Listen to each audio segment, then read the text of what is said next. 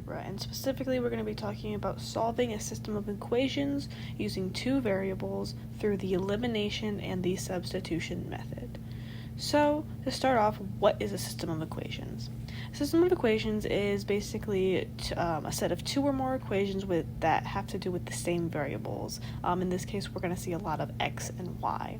And the goal of this is to find the values for these variables to make both equations true in this example.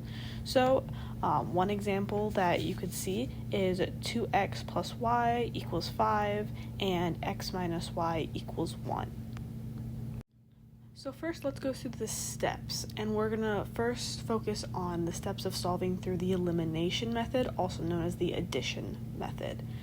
So, step 1, we're going to try to make all the coefficients of one variable the same, if necessary, by multiplying one or both equations. 2, we'll add or subtract the equations to eliminate one variable. 3, solve for the remaining variable. 4, plug in that value into one of the original equations. It doesn't matter in this case for which equation. And then 5 is always just going to be check your solution. So let's go through a few examples of solving through elimination that you might see. So for our first example, let's say that we have 3x plus 2y equals 16 and 2x minus 2y equals 4.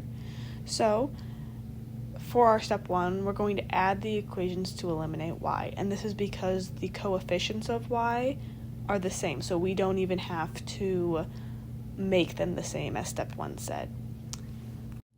So what that will look like is we're just going to add down, which would cancel out that 2y, leaving you with 5x equals 20. Then you would divide both sides by 5 to get x by itself, getting x equals 4.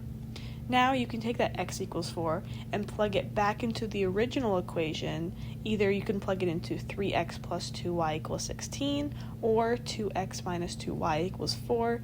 Either way, you're going to get the same value for y since the equations are equal. And I'll show you both examples on how you can plug it in and get the same answer.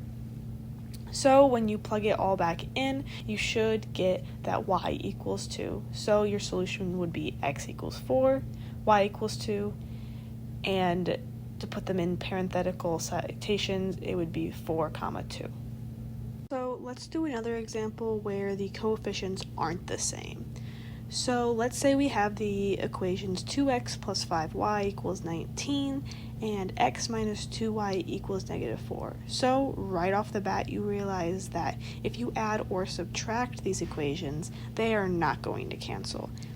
So we have to make one of the variables have the same coefficient. So we either need to have x be the same coefficient as each other or y's. And so in this case, it is going to be easiest to make those x terms have the same coefficient. So we want to multiply the bottom equation, the entire equation, by negative 2.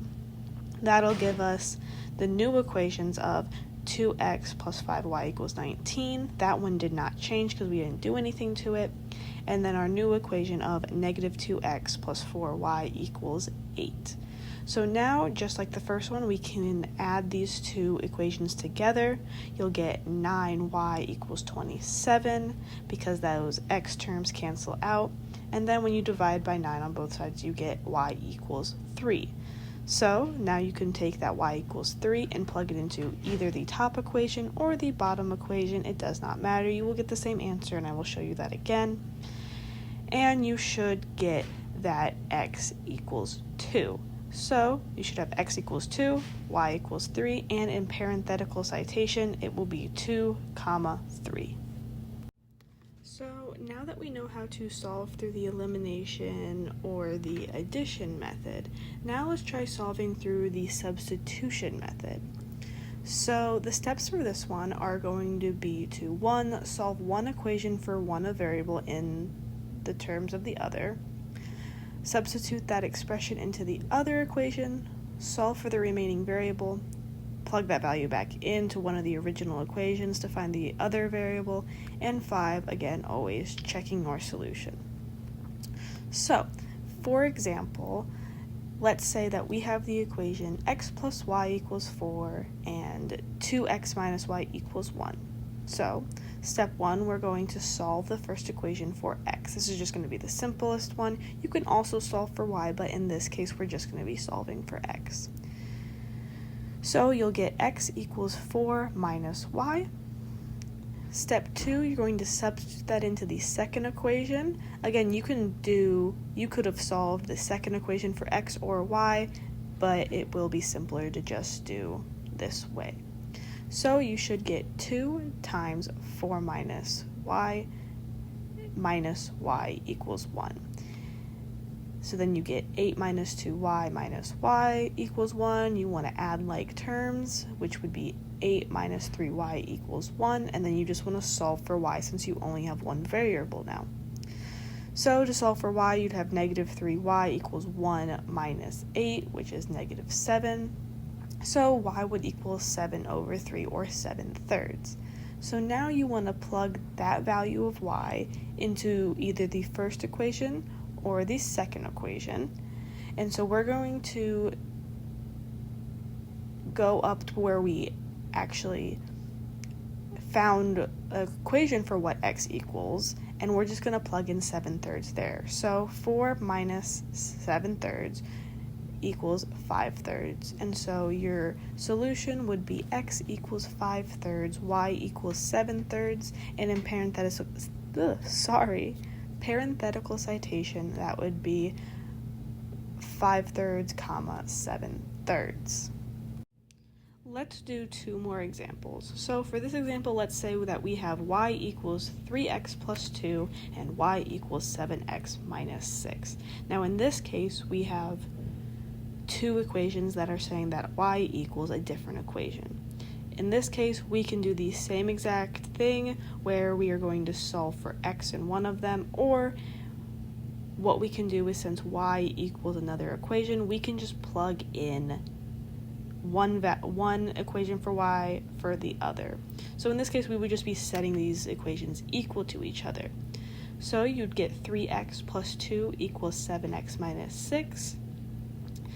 Combining like terms on both sides, you would get 2 minus 4x minus 6, which then is 8 equals 4x.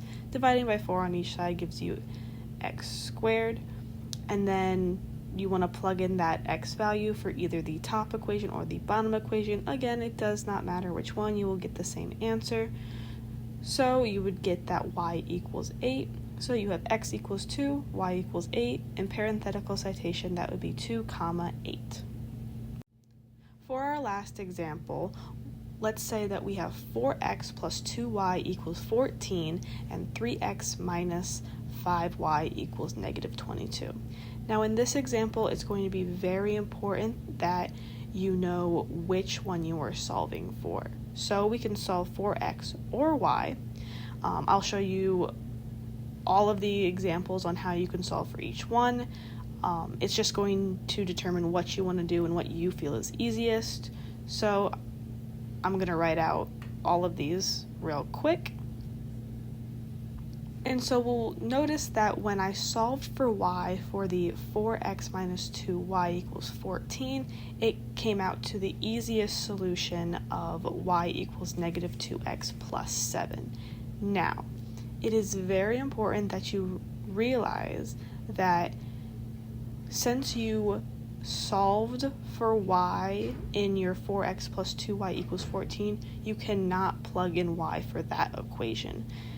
If you do, you'll get, once you start distributing like 4s and 2s, you'll get that 0 equals 0, which is a true statement, but it won't give you any solution to go off of, because everything cancels out, because you just undid all of the work that you just did. So it's important that you take whatever equation you didn't solve for and you plug in that variable for that equation. So in this example, we would actually plug in y equals negative 2x plus 7 into the equation 3x minus 5y equals negative 22.